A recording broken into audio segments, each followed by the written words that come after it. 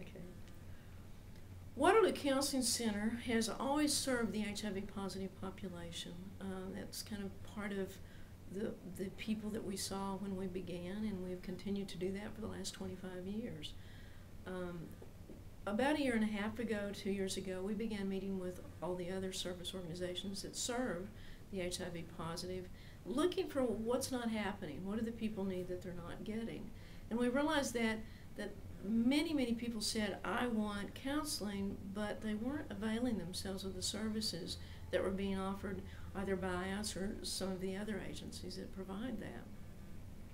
As we talked about that, some of the directors said, well, we think perhaps they would be more comfortable in the places that are already comfortable, whether that be where they receive their case management or their medical or whatever. So we thought, well, maybe we can do that, and in fact have been funded for doing that, and began, I think in April, going out into other organizations, other counties, and serving that underserved population of the HIV positive.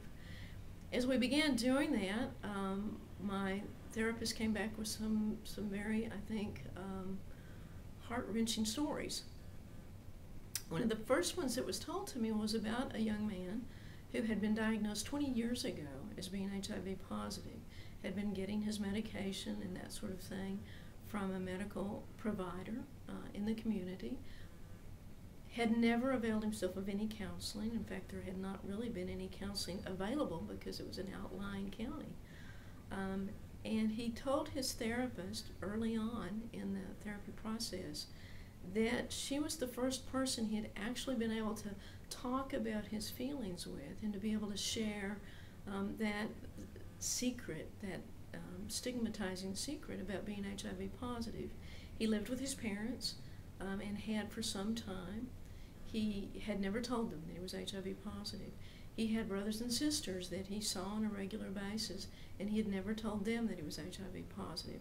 He would endure Sunday dinners where one of them would say things like, oh, that HIV positive, I could never even be around someone who had that because I'd be afraid of catching it. And so, of course, that just told him he had to keep his mouth shut.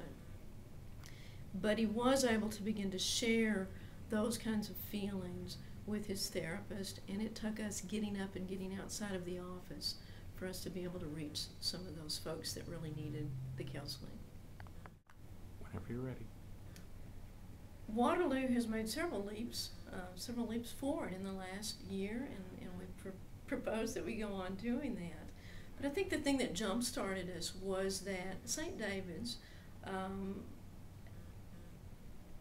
hosted a strategic management retreat in August through early September of last year. It was a weekend retreat, and I attended with one of our board members. In that retreat, they had folks in from RGK as well as Harvard who taught us about nonprofit strategies. The pieces that we picked up there had to do with being more planful, developing a very clear model of where we wanted to go. And we developed there a balanced scorecard and a logic model. RGK came and consulted with us after the retreat to help us do that. We used that scorecard and model to help us develop milestones for the year. Some of those milestones included diversifying our funding. We did not have any government grants. We had a very small amount of private foundation grant.